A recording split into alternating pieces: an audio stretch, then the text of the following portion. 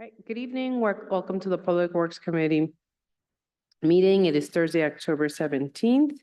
To the clerk, can you please take a roll call? Council Vice President Vargas, Present. Councilwoman Horian, Present. Councilman Ferry, Present. Councilwoman Mazzulli, Here. Councilman Donegan, Present. Councilman Campiano, Present. Councilman Wall, Here. Council President Marino. Present. Thank you. Third item is the approval of the minutes. Is there a motion to approve the minutes of the September 12th, 2024 regular meeting? So moved.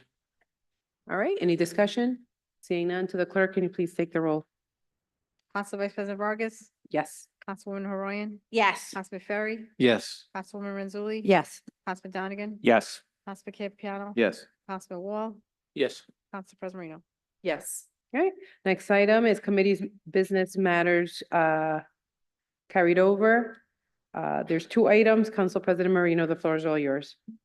Thank you. The interim Public Works Director, Mr. Matus, if you want to address them. I know last time from last month, I think it's pretty much the same. You said the reports were in, they were like 14, I think it was the number, somewhere thereabouts, and that they were available for people to come in and view. But if you want to add anything to it, and the same thing with flooding events, if there's something you want to add. Thanks.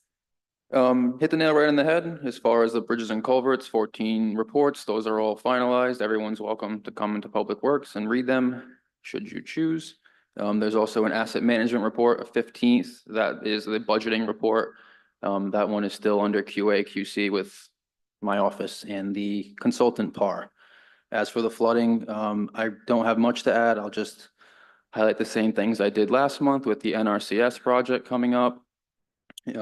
Latest news on that, that I'll pass along to everyone and you can share it along with the constituents. Q1 of 2025 is when the NRCS will be asking for public input. So again, that's a flooding project focused around the Pecasset River. By and large, it's a buyout project, but again, that project's run by the NRCS, not through the city of Cranston. So that's about all I have on that. All set. Thanks. Thank you. Is there any other questions at all pertaining to this subject? None? Okay, great. On to the next item, Councilman Wall. Thank you. Just you were going to update me, Acting Director, regarding, I believe there was a grant you were applying for to help out with the flooding in the Poplar Drive, Poplar Circle area. You were going to keep us updated on that. Any updates at this time? I wish there were. We still have not heard back from the grant. Still waiting to hear back on the approval. Just to follow up, what was the date you were supposed to hear back? We did not provide that. We just have to hit the completion date for the submission. They don't tell us, we'll get back to you within X amount of days. Typically 90 days, but I'm not sure when they're going to get back to us. Just for my memory, so 90 days, and when did you apply for it? I believe July, so it should be right around now. Oh, it's overdue. All right, and so I'd ask that we keep this on the agenda as well. That's okay? And maybe, hopefully by the next time we speak, I'll have more information. I hope so too. Thank you. To the clerk, we'll keep that on the agenda. Councilwoman Mazzulli. Thank you, Madam Vice President. Director, will they let you know either way if we got it or if we got rejected? Yes, they will. Yep. They will? Okay, great. Thank you so much. Okay. Thank you for that. Council President Marino, did you want to keep the other two items on the agenda as well for next ordinance meeting? You can remove the first one on the status of the bridge and culvert inspections, but maybe we'll leave the flooding events. Oh, okay, perfect. Thanks. Thank you to the clerk. If we can leave that second bullet and the item from Council Member Wall. Right, any other discussion on any items under Council Member Wall? All right, seeing none, moving on to public comments. If there's anyone here to speak on docketed matters only on the Public Works, please come up, state your name and address.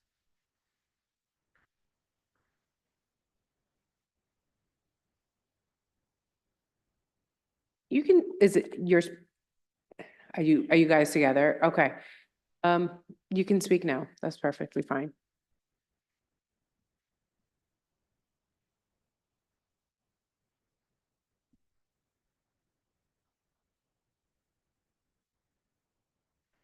Good evening, Madam Chairwoman, and members of the Public Works Committee. For the record, Robert Murray, 21 Garden City Drive in Cranston. I'm here tonight with Brian White, who's the petitioner of the abandonment petition on your docket for a portion of Elmhurst Avenue. We can go through it. This is pretty straightforward, but just to orient the committee, and then Brian can elaborate. Brian lives at 145 Wayland Avenue, which is that street that runs between Atwood Avenue and Phoenix Avenue, kind of a major cut through, not cut through, major road.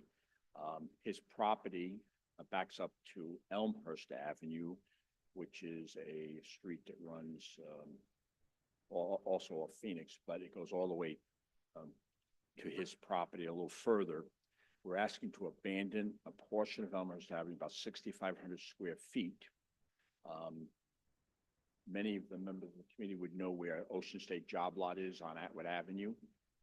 If you're in the parking lot and you look up the big wall, Elmhurst Avenue is at the top of the wall.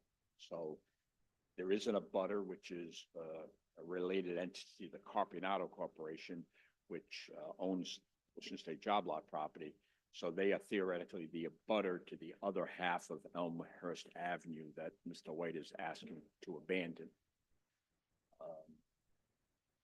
About 18 months ago, maybe a little longer, we got approval from the Planning Commission Zoning Board for him to build another dwelling behind his house on Wayland Avenue. And that was approved. We had neighborhood participation, and there was no objection. Development has occurred as he's proceeded forward with the plans in terms of his connection to the Providence Water Supply Board. The angle that was designed by his engineer to connect to the Providence, the new house to the Providence Water Supply Board does not meet with their approval.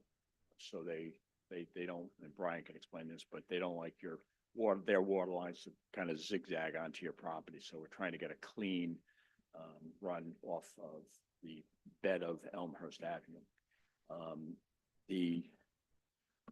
I do have, we did meet with the Planning Commission last month, this month, I'm sorry, October 1st, and they recommended approval of this application with a couple of small caveats. I spoke to Rosalba today, and I don't believe the recommendation made it to the clerk's office. But I have just a photograph.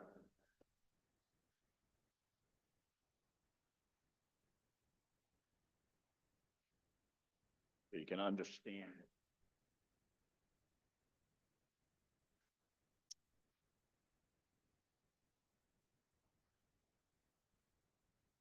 As you're looking down Elmhurst Avenue, there's a guardrail, and there is a, to the right of the photograph, you can see the back of Mr. White's house. So it's that area where he's going to build the new dwelling. The property continues down Elmhurst. It's unimproved right now, the portion we're asking you to abandon. There is a street that's known Wooddale Avenue, which is on the side of his house, and it connects to Elmhurst.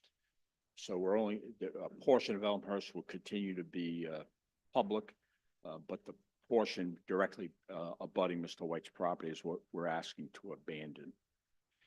With your permission, Madam Chair, I'd just like to ask Brian White just to give background in terms of why we came about, why he came to file this petition, explain the Providence water situation. Brian White, just give you the Brian White, 145 Wayland Ave, Cranston, Rhode Island. I lived in this house my entire life. My parents have bought it off them.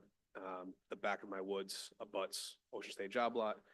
The way that Elmhurst Avenue comes down in that picture, the property would be on the right. And in order for my property to be built right now, or the dwelling to be built, Providence Water would need to take a water main extension, a 90-degree turn and another 90-degree turn, because they can't just go into the side of the house. They can't go into a garage. So I want to reorient the house 90 degrees to face the street like a normal house would. So it's kind of like plain and simple, but by buying this piece of land, I'll be able to not have that variance off the road, 25 feet, and I'll be able to reorient the house, the structure, I should say. So this will help me out tremendously. And yeah, I guess. Brian, am I correct that the existing guardrail right now ends at the beginning of your property, correct? Correct, yeah. So if the way that it's drawn right now, when you're looking at that guardrail, picture the driveway being right at that guardrail. So now that will be, in essence, if you just kept going straight, you would be in the person's driveway, right? And then you would turn right into your driveway, into your garage, I should say. So right at that guardrail right now is where the Providence Water would have to go 90 up the driveway and then into the house. So kind of, you know. Would the guardrail be removed if council chose to abandon this portion of Elmhurst? Yes. Yeah, the guardrail would Would you further I extend would it? further extend it all the way down, and then that way nobody goes down there. I mean, obviously I'll put signage up, so that way everyone knows. I've been there, I'm 36, I've been there my entire life. I know all my neighbors, everyone knows that's the dead end. The waste management trucks all back up, the public school buses all back up. Everyone knows their lane in that section of town. There's nowhere else to go. So it's kind of plain and simple. And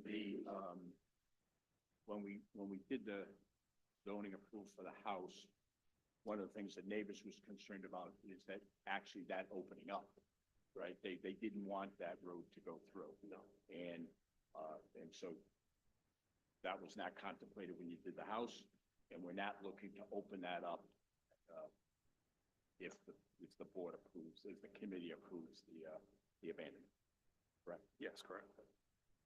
In the file, the tax assessor rendered an opinion of a value of $15,000 for this parcel.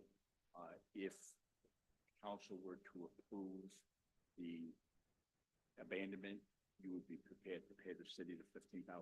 That's correct. And during the review process with Public Works, a couple of issues came up. One, some more clerical, that they want one of the abutting property owners had an older owner. They want the new owner to be listed on the plan. They also, there is a sewer easement in this portion of Elmhurst Avenue. There is a sewer line in this portion of Elmhurst Avenue, correct? Correct. And that, if the abandonment were to go through, it would be subject to the rights of the city and the beneficiary of the sewer line. You understand that? Yes. And you're familiar with that sewer line? Yes. Can you explain to the committee, just so they understand the background, your involvement, and how you know about that, and Sure. what we do with that? Yeah, so obviously I grew up in the house, but at Citizens Bank, I used to renovate Citizens Banks, and I did that one on Atwood Ave. They had a backup, and we ended up having to do a sewer main grinder pump that backflows to Elmhurst Avenue. So there is a sewer line dedicated strictly for Citizens Bank off of Atwood Avenue that goes back towards Elmhurst. So that sewer line is in the road right now, underground, which we would provide an easement for, so that way nothing gets affected by that, because obviously I'm not going to disturb their sewer line at all. But I was part of the bank renovations and know all about it. Oak Hill Farm did the work, so I'm familiar with what's in the ground. I'm not disturbing it at all. I have no intention of removing it or implicating anything with Citizens Bank. And Okay. if council approves the abandonment, we're prepared to grant an easement to the city for access and Yes. Citizens Bank. Yeah. If there's ever a need for emergency access or repairs or maintenance, correct? Absolutely, yes, correct. Okay, I have no other questions. great, thank you. If we're gonna get to that once we're done with public comments, and so if there's any questions at that point, we'll just ask you to please come up if the committee or anyone else has one. Thank you. Is there anyone else? Okay, I don't think there's anyone else that wants to speak on docketed items. Tom, do you see anyone online? There is no public comment. Okay, seeing there's no one else here to speak on docketed matters only. Public comments is now closed. I'm moving over now to new matters before the committee. There's a petition for the abandonment of petition of Elmhurst Ave petitioner Brian D. White. Is there a motion to approve? Motion to approve. Second, cut Second. off of this, okay? Great, there's now open up for discussion. Do any of the committees have any questions on the petition that's before us on what we just heard? Councilwoman Renzulli. Thank you, Madam Vice President. Should we vote to make this part of the record? Yeah, so if we can put a motion. I don't know if we can do it during this motion or after, but I just want to make sure that gets on the record. Why don't we just add that as part of the motion to the record now? So if you would Okay. like to do that motion. So I motion to approve the petition for abandonment of the portion of Elmhurst Avenue and to add this document that was just submitted to the record. No, so it should be just a motion to file the this picture to motion to add this to the record, just the action, sure. Just did a motion to approve and there was a second, there's a discussion, we so all didn't we're vote doing on it, though. now is adding the picture to the record. Do I have to withdraw the original motion? Because we already have a motion on the floor. And a second, so I just, So just redo your motion, say motion to approve, motion to add the picture that was provided to us by the petitioner to the record. okay, I withdraw my original motion. And now I make a motion to add this photo to the record. Is there a second? Second, discussion? Right, seeing none to the clerk, can you please take a roll call?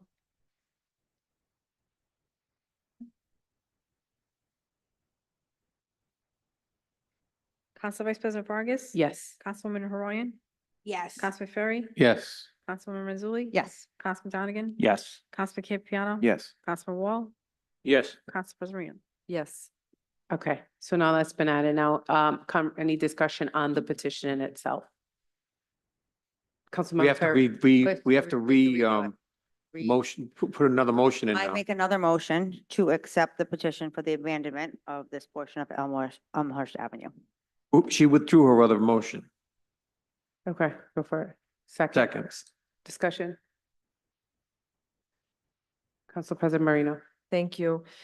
To the solicitor, I have just never seen this previously before where we were provided with a memo from the Public Works Department with basically a series of conditions that are requirements before, or let me just rewind, their requirements relative to the abandonment. So before I'm going to be inclined to approve something, we need to make sure that these requirements are met because they're legal requirements, it would seem. Through the chair, to Madam President, I was just discussing that with Director Matus. I don't know where these conditions came from.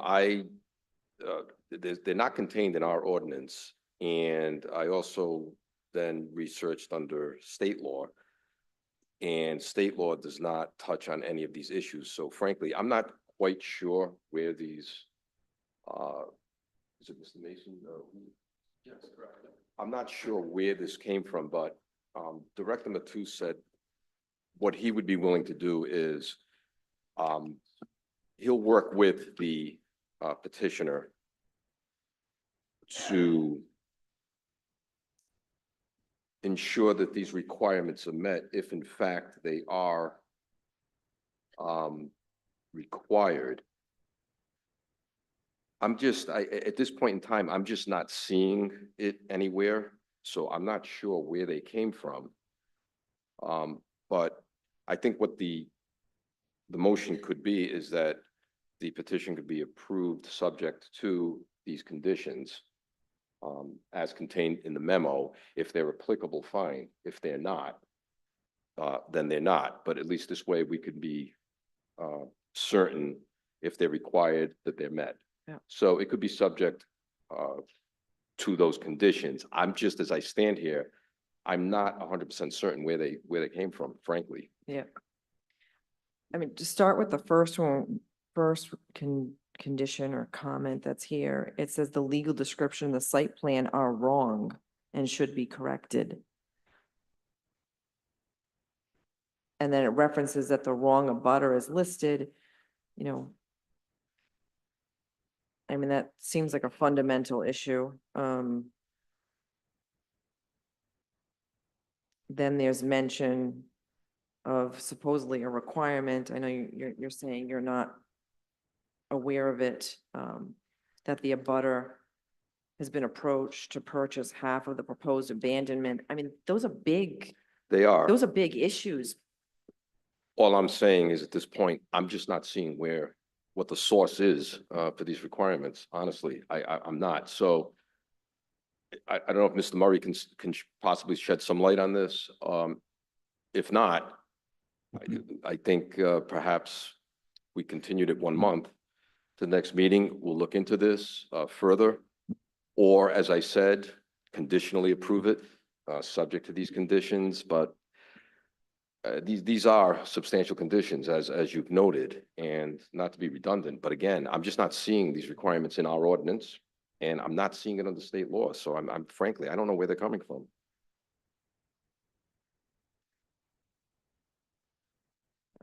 Any other Um, questions, Council?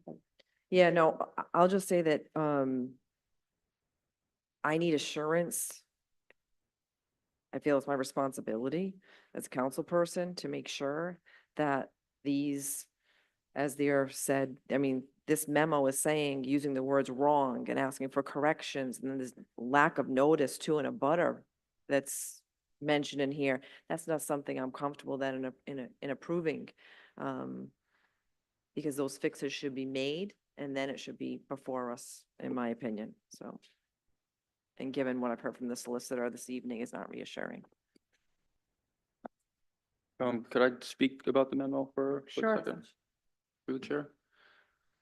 So the memo is just derived based on a review of the application. It's just simple questions that Public Works has. In my opinion, they're not substantive.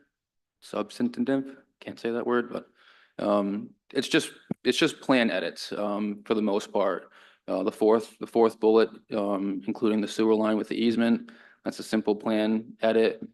Changing the abutters, simple plan edit.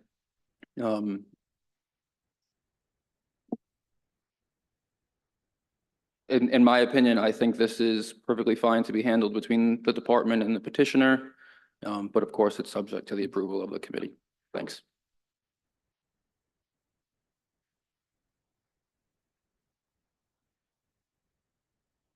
Come right ahead. And I appreciate the council president's interest in this. You know, let me just say this first. The memo came about, one of the new assistant planners composed this memo. And it arose as a result of the meeting that Mr. White and I had with Ken Mason, who works part-time with Mr. Batus.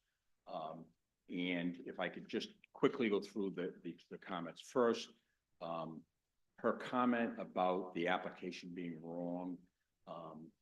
What she focused on was the legal description, and this is very typical in land use descriptions.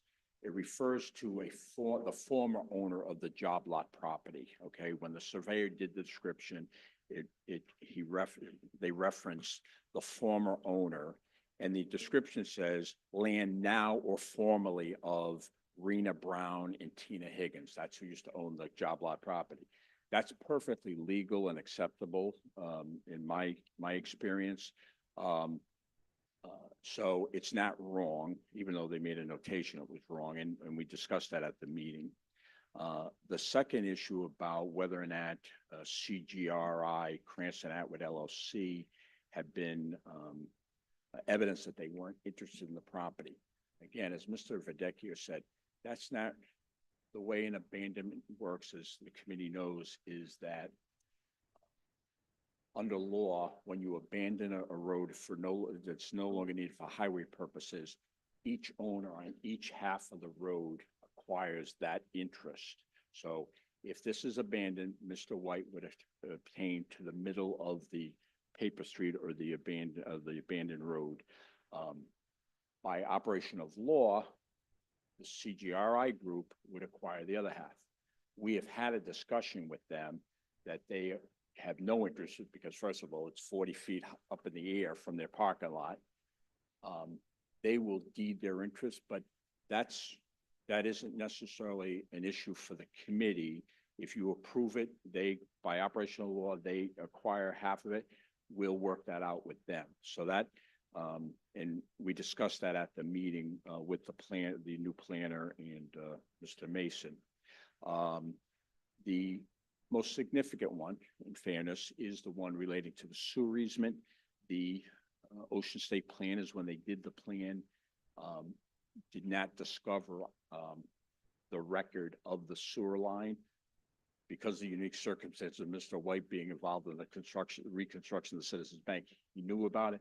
We have those records. We've asked Ocean State planners to update the plan to show the easement, but in a abandonment, you are abandoning the public interest in the road and making a determination it's no longer needed for highway purposes. You don't abandon private rights. You don't have authority over it. And so like oftentimes if there are utilities in a road, whether it's National Grid, has a pole or whatever, the abandonment is always subject to those rights. So, but in this instance, the plan, Ocean State has been so busy since we had the meeting, they haven't been able to provide us with the updated plan. I expect we certainly have it by the council meeting. But so those comments in the memo, I understand they're of interest. I think most of them I think are minimal, as Mr. Matus said, and what would happen if with the abandonment, we would then do what's called an administrative subdivision with the planning department to merge the bed of the road into Mr. White's property. And so we have time to do all that. And, as Mr. Matus said, and it's ultimately your decision. We can accommodate all those issues between the time of the abandonment and when we're ready to record an administrative subdivision, because we're actually going to get a deed from the city at some point. So this is not going to happen tonight. It's not going to happen the night of the council meeting, but whatever the committee's comfortable with will be guided by your judgment. Thank you. Thank you. I had a question. Does anybody have a question?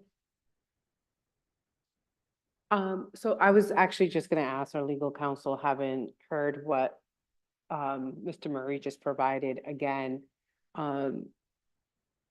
Is the recommendation really, would your recommendation still be to continue this to next month's Well, Public Works meeting where we possibly will have more specific information on it? it's really what the committee is comfortable with doing. As I said earlier, I'm not finding these legal requirements in any source of authority, whether it's our ordinance or state law. It seems, and again, I wasn't present at any of the meetings. I don't know if this is just a internal esoteric type of requirement that Mr. Mason wanted. All I can say as I stand here is that I just don't see where these are, strictly speaking, legal requirements. I mean, obviously, if the survey is inaccurate, that needs to be corrected. That's because that's contained in the ordinance. That has to be accurate. But I think it really depends on how comfortable the committee is with the representations made by Mr. Matus and the attorney, Mr. Murray, for the petitioner, if they can work this out. If the interim director is satisfied that the requirements have been met, that's his function.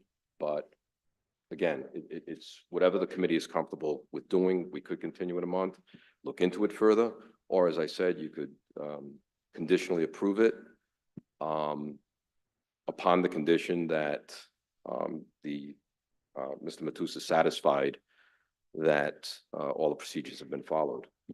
It's really up to you. Thank you. Council President Moreno. Thank you. I'd be in favor of continuing it, and I just want to make note, Attorney Murray had mentioned the memo and discussion, and he referenced her comment, and I believe was referencing someone in the planning department.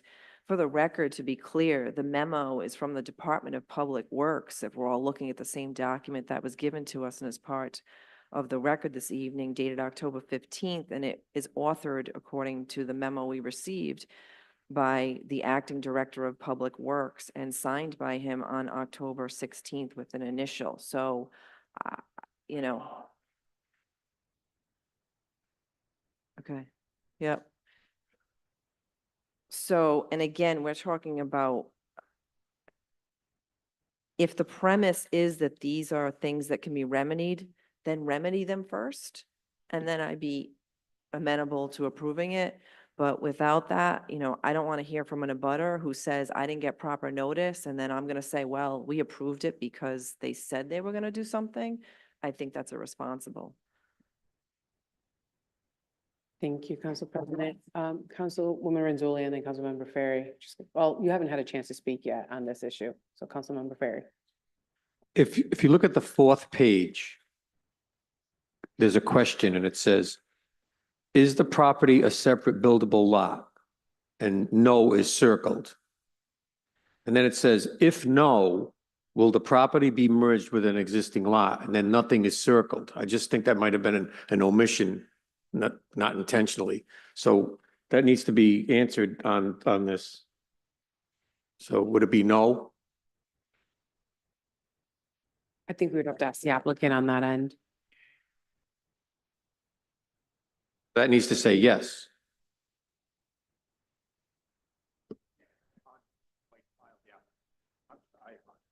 Mr. White filed the application before my involvement, but we did disclose to the planning commission and public works, right, it will be merged because we're not looking to create a separate We have to buildable lot. amend this? That's why it will be merged, and that's why I talked about the administrative subdivision, but I agree it's not answered.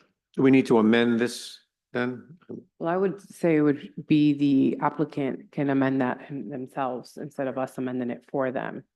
My recommend, at least I would feel comfortable having the applicant do that versus us as a city, as a council. That's all I have. Yeah, thank you, Councilman Ferry. Perhaps, I'll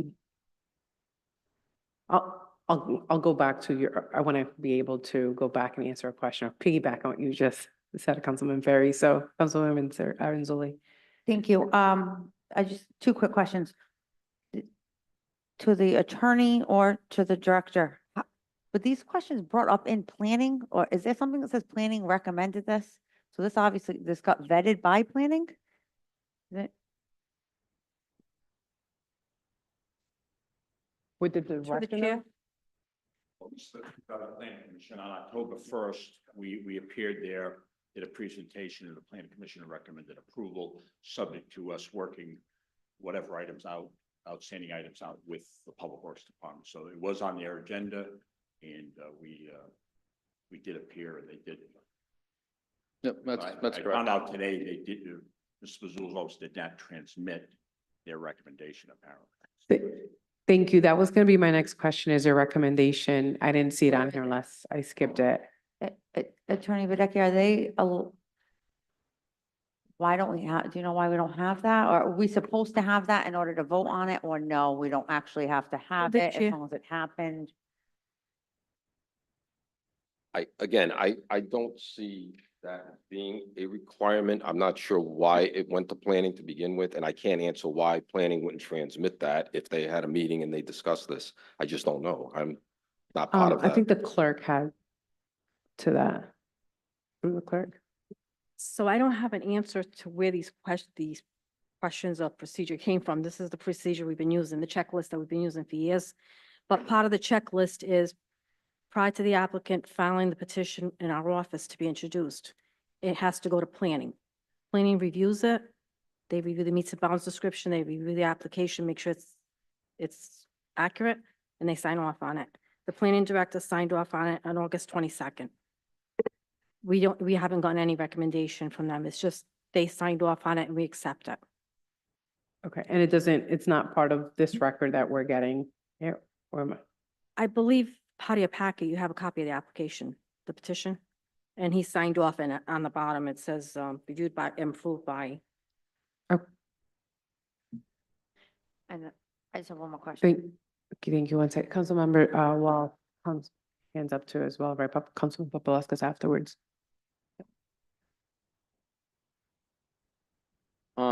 Maybe I could ask the solicitor this, and when you were speaking, you referenced the bullet points in the front, those 4 bullet points, and you said those aren't requirements, if I recall. You didn't know where they came from, and those aren't the requirements. I'm paraphrasing, of course. Yeah,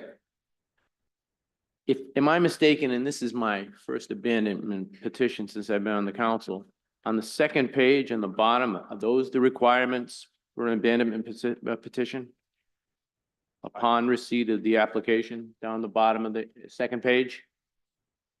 There are a couple of bullet points, 3 of them are checked off. I'm sorry, I don't know, are you referring to the? Page 2 on the bottom.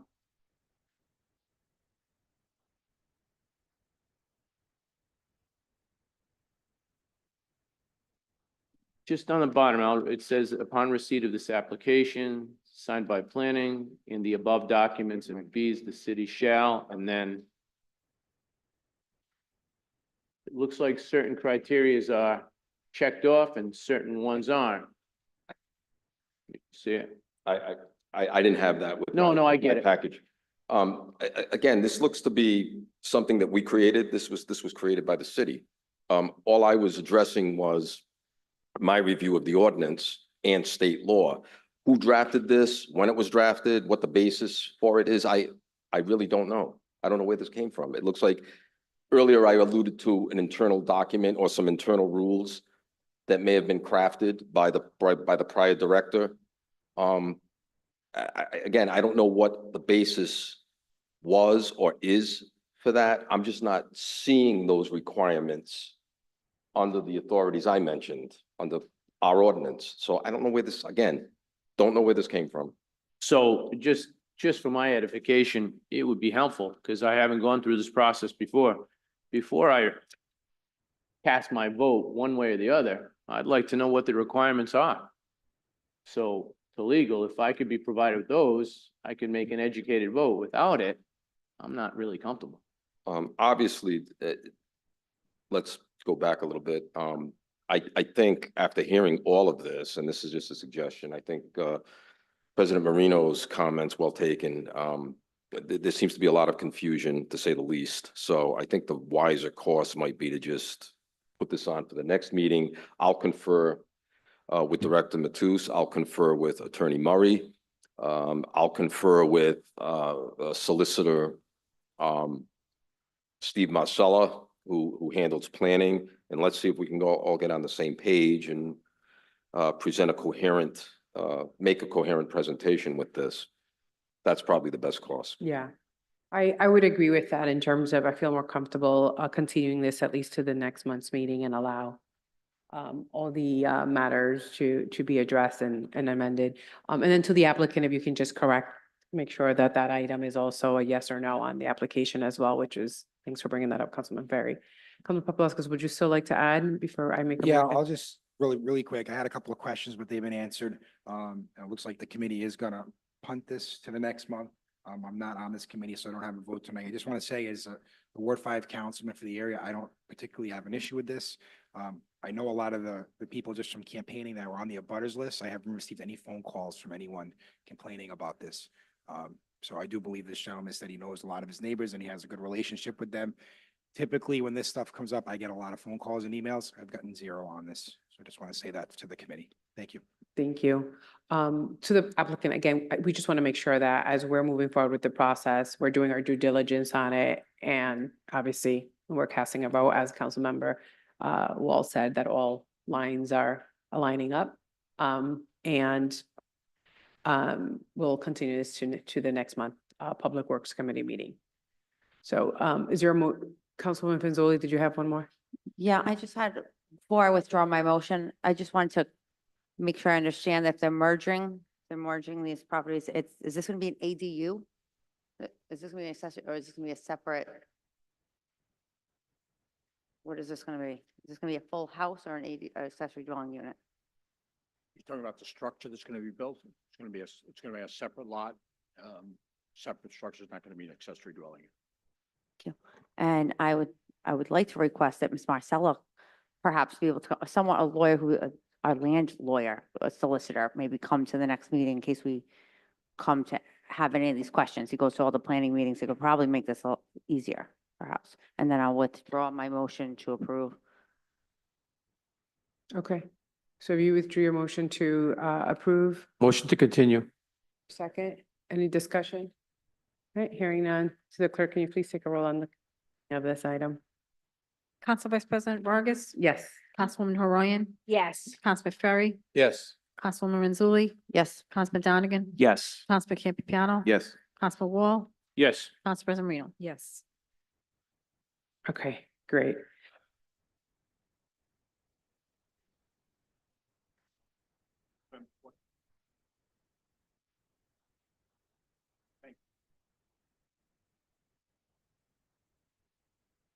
Yes, the 14th at 6. All right, moving on to the next item, as we move forward to council communication. There's a few items on here that I have. My apologies ahead of time before we get into these. I'll try to get through these as fast as I could. The first item is through the Director of Public Works that's here with us this evening. I did get an email from the administration letting me know so that I can echo that response to the constituents of the Wellington Ave, Payne Ave, and the friendly community in terms of there's that bridge and there's a playground literally right next to it, and it's on the corner lot near Friendly Payne and Wellington Ave. And just as for those watching, just for all of you, constituents have been reaching out because it's not looking quite, I guess, it's looking a little bit as a nuisance property, even though it's the state that's taken over that lot next to the playground. And there's equipment that's been going on, that's been stored there. There are days that it goes without being moved. There are days that it does stay there. There's overgrowth of weeds and it's right next to the playground. So their concern is how long is these equipment going to stay on there. And so I asked the city just so that we can be able to provide the constituents with an update. I didn't reach out to the state. I figured the city would possibly be able to do that. Yep, as Director Moretti mentioned in the email dated October 9th, he reached out to the DOT. It's a temporary construction office for the bridge replacement project over there.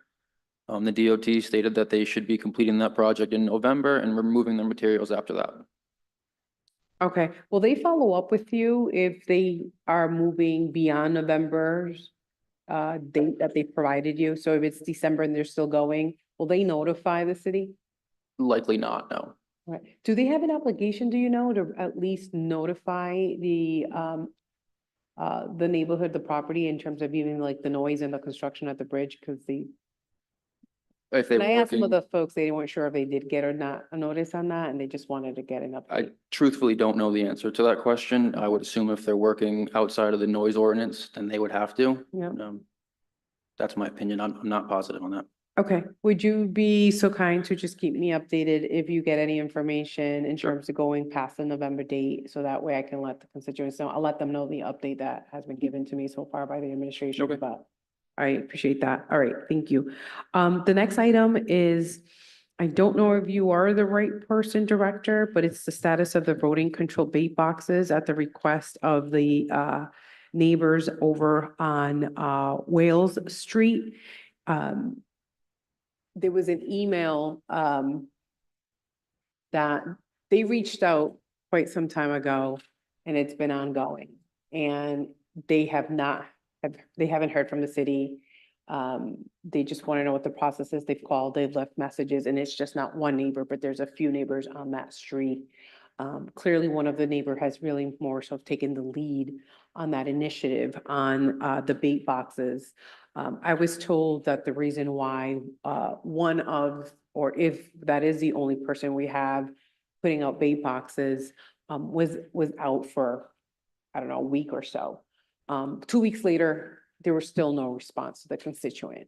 So I've been reaching out to the mayor's office just to find out where are we on this on behalf of the constituent. Different story, but nonetheless, the city finally got a hold of the constituent, reached out, not the best customer service. Some of you are copied on that email, which I'm a little disappointed on the city side. So my question is, if you have an update in terms of when the rodent control inspector will be out on Whale Street. And then in addition to that, I'll just kind of ask my questions here is, what's the time frame in terms of the rodent control inspector placing bait boxes once a constituent contacts our office or our department?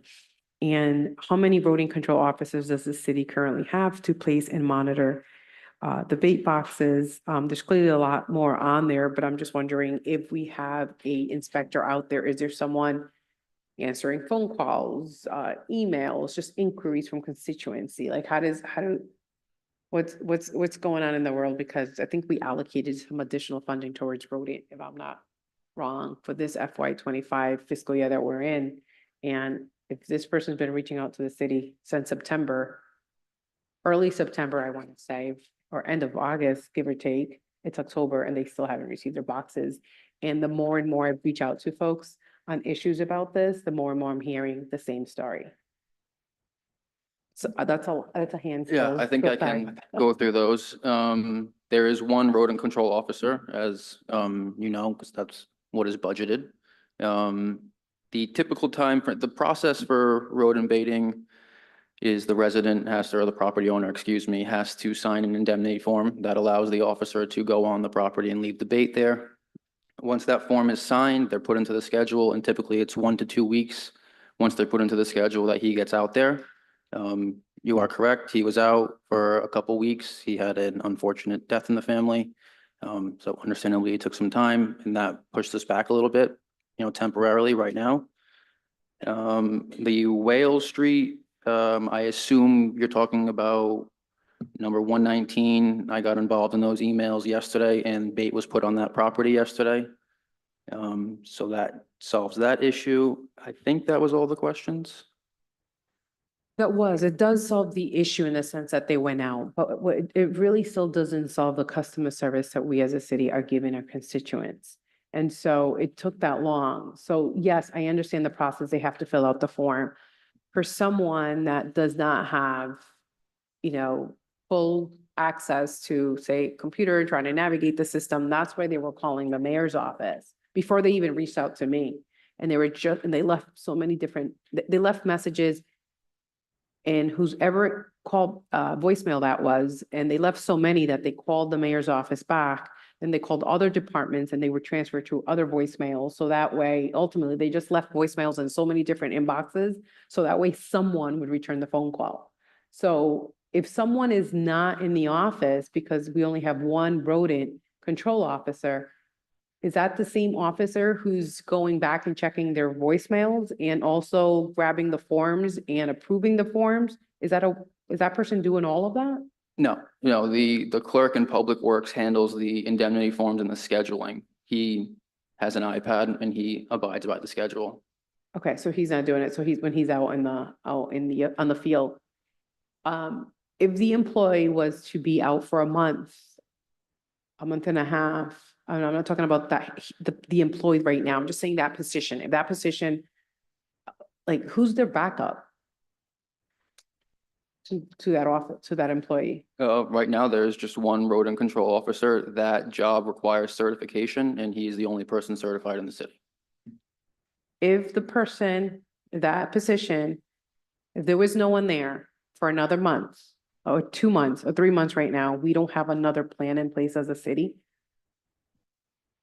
If he were to go on FMLA of some sort. Right, that could be 12 weeks, up to 12 weeks, right?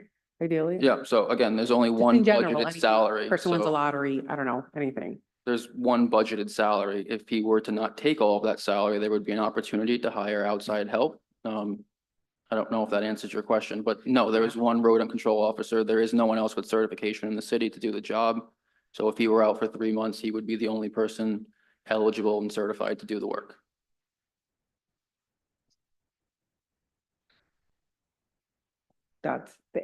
Thank you for that. I have a lot of other questions, but I'll defer to Councilwoman Roy, go right In the ahead. past, as to have one employee, are we offering to get other employees of that certified?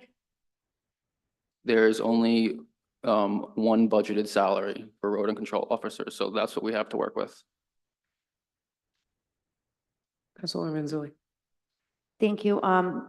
Director Matus, just so I'm clear, so if the person was out, we would have the opportunity, that money could be used to use a vendor, is that correct, or is that incorrect? Could that money be moved out of that line to use an outside vendor? What I can say on that is that if that were to happen, we would certainly get creative with an approach during the interim time. What that approach would be, right now I'm thinking off the top of my head, I would obviously be more calculated coming time to make a directive. But yes, we would become creative if something like that were to unfortunately happen. Okay, and on the website, when you go to road and control, I mistakenly thought there was more here, but would it be possible to put the information about the process just right on the website rather than tell people that they should call this number and this extension? If that seems like that might be the problem, because the process is not super complicated until they get into the form. I know the form can be a little complicated. It can't be a renter. It has to be the owner. I'm not sure if it has to be notarized. I don't know exactly the ins and outs of the form, but if it's there and the process is there, people might be able to figure out some stuff, because I don't even know if people are calling, not getting in touch with someone, they're not even in the system to get on the schedule to get the bait boxes out there, which is what I believe happened with the constituents that Councilwoman is talking about. Yeah, so the issue with that would be that these indemnity forms are personalized for the property owner. We don't hand out blank indemnity forms because they have to be, requested and filled out by the property owner. So when they request it, we make sure we type in their name, address, and phone number, and then hand them that indemnity form. If we were to just standardize the process, there would be blank forms circulating out there that people can do with as they please. So that's a quality control measure, why we have them calling us to Okay. request it. But my question I wasn't really suggesting put the form on there to download it and pass out and put different people's names on it. I was saying more so, say, these are the steps, what you're gonna have to do. Maybe you have to come in, maybe you send an email, something to make it faster, because if they're calling, I know I can only call, between the hours of 4 and 6, nobody's there then. Like, who are they? People are not gonna be able to get in touch with a human all the time, but if they know you have come into City Hall. I only know this because there was a time when there was a whole street wanting forms, and they said, can you just bring us all forms? And I came in and found out what you just said, that the forms are personalized. But this is obviously not working, not for lack of effort. It just doesn't seem efficient. But if they know, hey, step 1, you have to get this form. If you're not getting an answer on the phone, you need to come in because you physically need to be handed this form. Step 2, someone's going to come out and bait. 3 months later, somebody's going to come out again. After that, you're on your own, use a private vendor. I don't know, but it's not spelled out there. There's like no information on the website other than tips and tricks and call this number. So Yeah, no, definitely not a big ask that you're asking. What I'm saying is step 1 is call Public Works. So that's step 1, is to call us or send us an inquiry on the website, an email.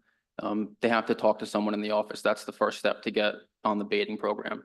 So we can look into putting something, laying out the steps on our website, but ultimately step 1 is get in contact with Public Works. Okay. And do you know where that, and maybe the solicitor can say, because I know you haven't been in this position for an extremely long time. Is this like is it a legal reason why we do this? Or what? Because if you had to get something notarized to say you're you, we download forms for the DMV and for everything else online. So I don't understand. If I may, through the chair, we're going a little off base here with what was advertised, the way the questions are phrased here. I think we really need to keep this limited to the specific questions that are here. We're talking about, other positions, hiring more people, things of that nature. We really need to keep this focused, or else this can really go far astray. So if we could just keep, this focused, I think we're going a little far afield here.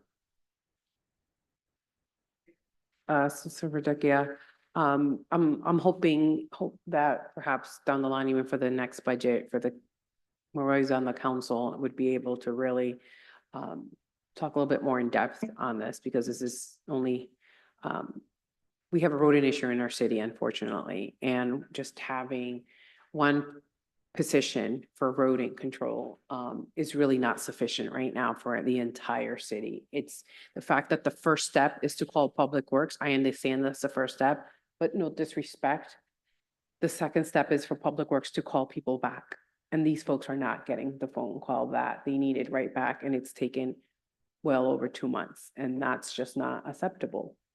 In my end, I know, and as any taxpayer, they would be like, we're leaving messages, it's been 2 months and we're not leaving any messages. So if there is anything that we as a council are able to do and work with your department, you know, I'm kind of saying I'd be happy to do that, but at the time being, my other question is, in terms of bait boxes, is there any other alternatives that we're doing? Or is it just bait boxes right now, by the way?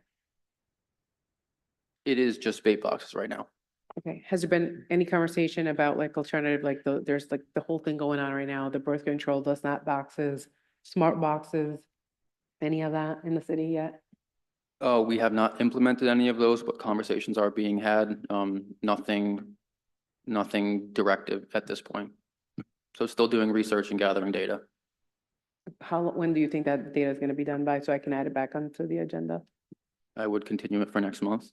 Okay, so I'll leave this to the clerk if I can have that on the agenda this month.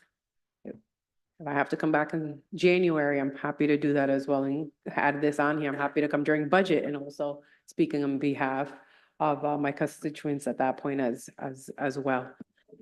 So thank you. So do we know what the expenses year to date on just the road and the bait boxes? Yep, the budget's 25,000 and we spent $3,636.36 earlier this month on some boxes. How many boxes? 192. How much is each box? Sorry, you said it was 192. And we spent how much? $3,632 I'll do divided the by math. 192. Yep, I'll do the math. And that was $25,000? Thought we allocated more than 20. No, was I wrong? From just voting control this year?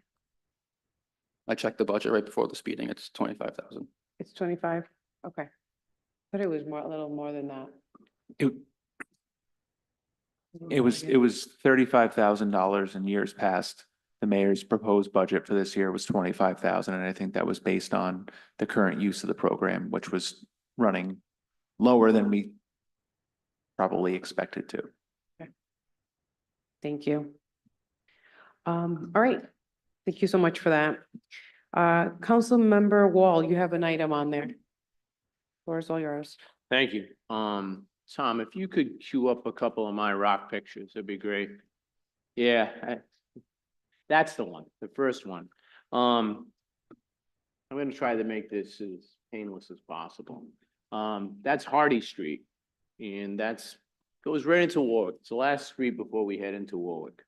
All right, and that's the end of the constituent's property there. And that's the way the rock is supposed to look. And I didn't know this. I learned a little bit from the constituent. His family's owned that property since he was a kid, and he still owns it. And those rocks were put in certain corners by the city.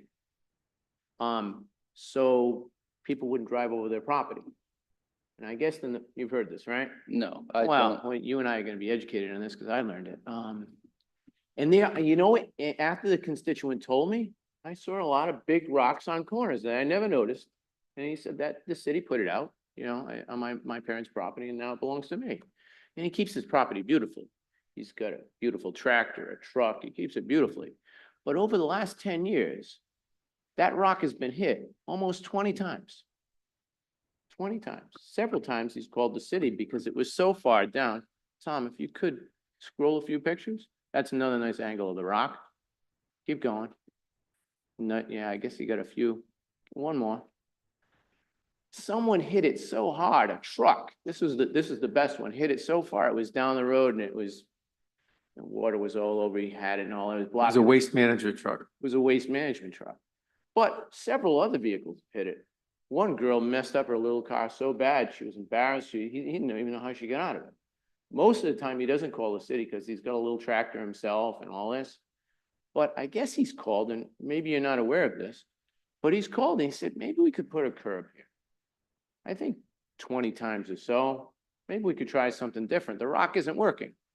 So he's come up with several suggestions, and I'm bringing them to you. He says he's reached out, and I'm going to take him at his word, but you haven't heard of it, right? The Hardy Rock, have you? I've seen this rock before. I have a I different have- recollection of events than you do, but okay. Listen, I'm just reporting that unfortunately, the constituents couldn't come here. But he had a couple of things, and he's not really complaining, but I think he's done a little bit of work for the city, picking up the rock 20 times. Maybe we should try something different. He had two suggestions. One, he said, and what he said to me, he says, they're never gonna go for this, but why not? Could we put a curb on that corner there? Not the whole thing, just a curb, so people would hit the curb and maybe because also they dig up his lawn, which is in very good shape every time they do this. Or could we put a curb, and I don't know if you got any rocks lying around, a larger rock, one that someone can't drive over and drag down the street. These are suggestions, and I want you to think about it. Perhaps we could reflect on it. How much would it cost us to get a bigger rock? We probably have those curbs at Public Works already. We can install them. Help the guy out. I said I'd put it forth, and I'm sorry he's not here. He wasn't able to make it. His story would be much better than mine. He has a lot more history, but I'm doing the best I can. Is that something that we've done in the past? I mean, please. That's the part where I disagree with the story. I don't believe the city has ever put rocks on a corner. That's introducing a obstruction and a liability to the roadway.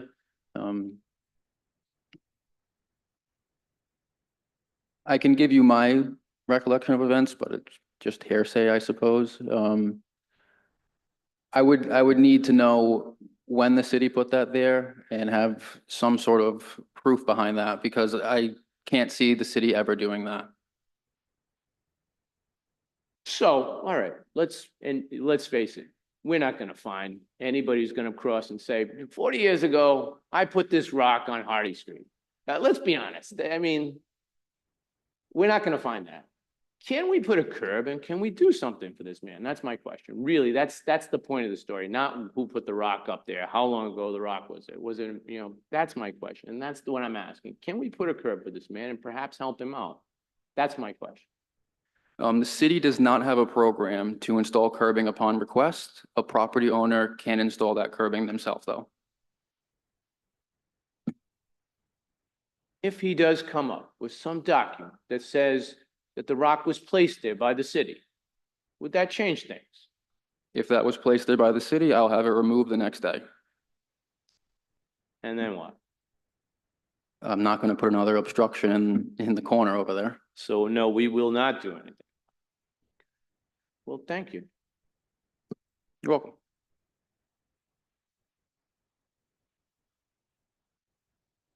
Any other discussion on this? Okay. That being said, I see no other item on the agenda. Is there a motion to adjourn? Is there a second? All in favor, say aye. All right, ayes have it. All right, we have the Ordinance Committee meeting agenda. I'll just let you guys just switch up. So like 2 minutes.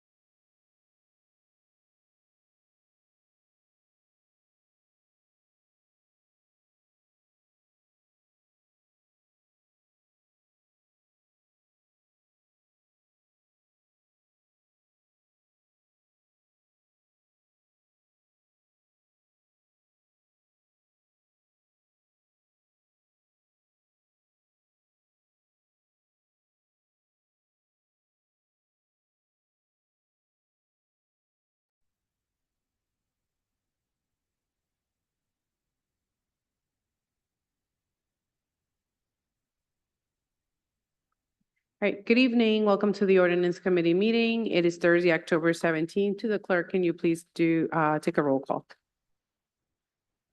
Council Vice President Vargas, Present. Councilman Wall, Here. Councilman Ferry, Here. Councilwoman Mazzulli, Councilwoman Horian, Present. Councilman Donegan, Present. Councilman Campiano, Present. Council President Marino. Present. Thank you. The next item is the approval of minutes of the September 12th, 2024 regular meeting. There is also the approval of the minutes of the September 26th, 2024 special meeting. Is there a motion to approve as a block? Motion to approve as a block. Second. Any discussion? All right, to the clerk, can you please take a roll? Council Vice President Vargas, Yes. Councilman Wall, Yes. Councilman Ferry, Yes. Councilwoman Horian, Yes. Councilman Donegan, Councilman Campiano, Yes. Council President Marino. Yes. Motion you. to approve the block. Any discussion? Hearing none, to the clerk, please take the roll. Council Vice President Vargas, Yes. Councilman Wall, Yes. Councilman Ferry, Yes. Councilwoman Horian, Yes. Councilman Donegan, Councilman Campiano, Yes. Council President Marino. Yes. Fourth item, order of business is committee business matters carried over. That is 8-2401. That is ordinance amendment of the Title 10, Chapter 32, Section 030 of the City of Cranston, 2005, entitled Multi-Way Stop Intersection, enumerated multi-way stop intersection enumerated, sponsored by Councilman Donegan, and this was referred to the Ordinance Committee on September 12th. Let's continue to today. Is your motion to approve? Motion to approve. Second. Okay, motion second, discussion, Councilmember Donegan.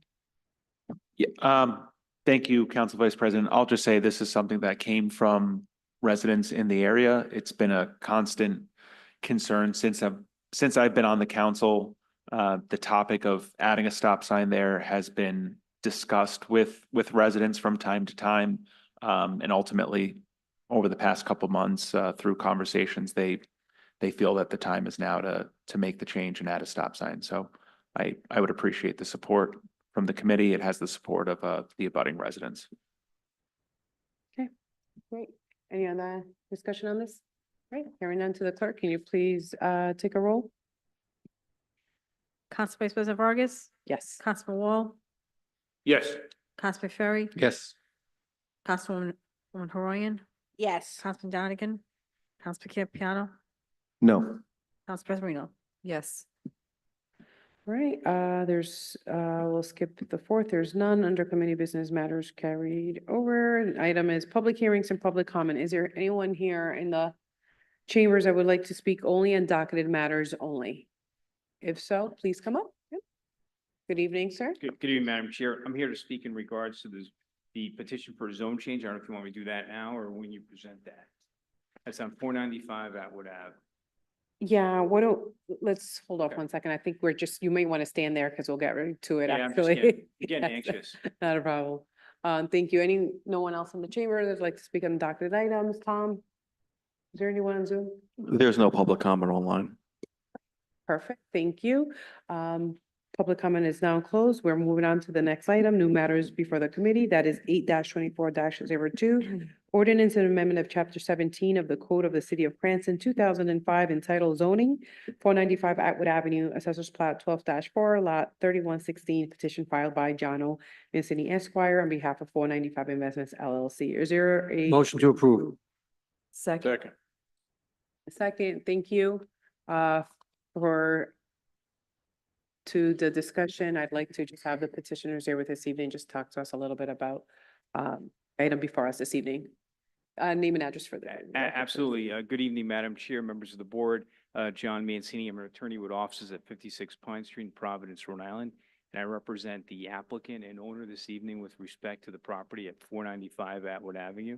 The petition before the city council is for a rezone. The existing zoning of this property is an M1. The proposed is a C3. Your planning commission has provided a positive recommendation after a review by the planning staff. And simply put, the purpose of the zoning is to permit for personal services to take place at this property. Interestingly enough, this property is oddly zoned as M1. And I say oddly zoned because it's not consistent with your future land use map, which calls for this area to be highway commercial. The property directly adjacent to this property is Zone C3. It's currently being used for professional services. It was purchased by my client. Well, I should say the property, which is currently Zone C3, utilized for professional services, is owned by my client. As such, this property next door was purchased by my client for the continuation of the same use, only to discover that it was zoned M1.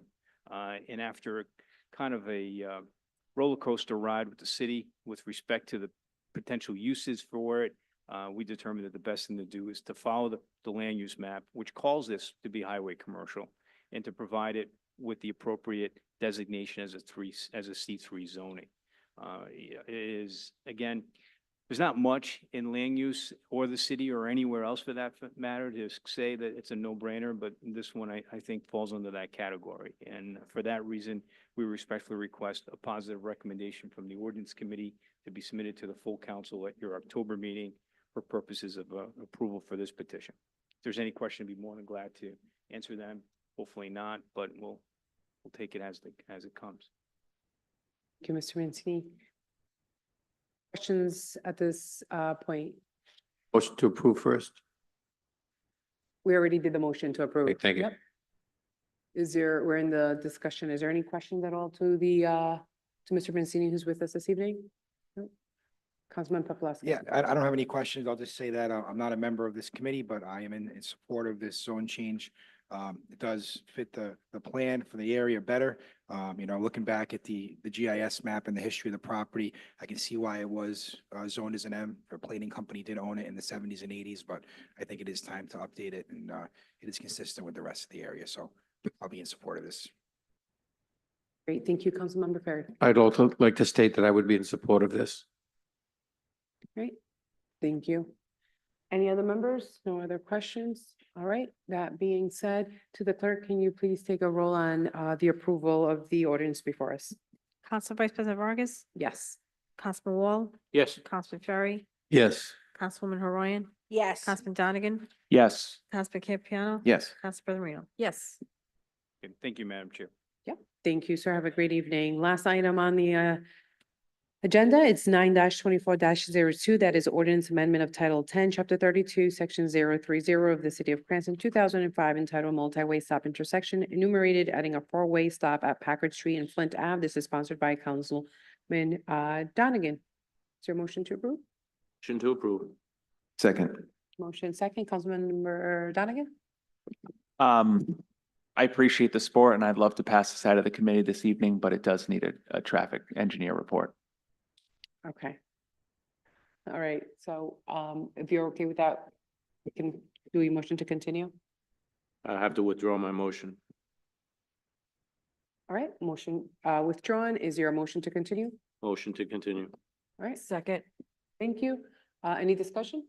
Seeing none, to clerk, can you please do the roll call on the motion to continue to the next ordinance committee meeting? Oh, Council sorry, Vice Pres- actually, give me 1 second, Councilmember Donegan. Thank you, Council Vice President. And just for the record, if we could have the traffic engineer report for the next committee meeting, that would be greatly appreciated, even if it's just a yes or no recommendation, just something in writing. Is that, Director, would that be feasible to do on your end?